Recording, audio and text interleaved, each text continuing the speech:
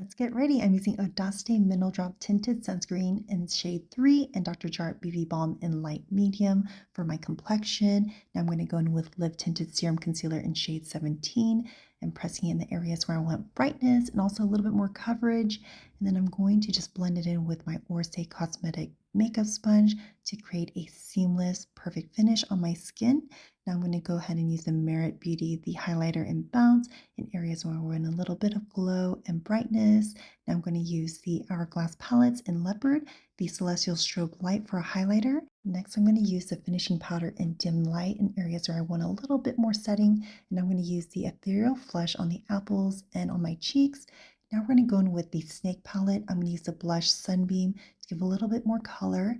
Now I'm going to go in with Solar Bronze to contour my face and give myself a little bit more depth and color. We're going to define my brows with Victoria Beckham Babyblade in dark brown to give it a little bit more structure along my face. I'm going to set my face with the Givenchy Prisme Libre in shade 2 and a triangle puff and just set those areas. This literally diffuses my skin and keeps my makeup in place. Next, we're using Hourglass eyeshadow sticks in Phoenix, a warm copper tone onto the base of my lids and blending it out. I'm going to put on the inner corner as well. Now I'm going to go in with Solstice and Metallic Bronze on the lash line on both top and bottom.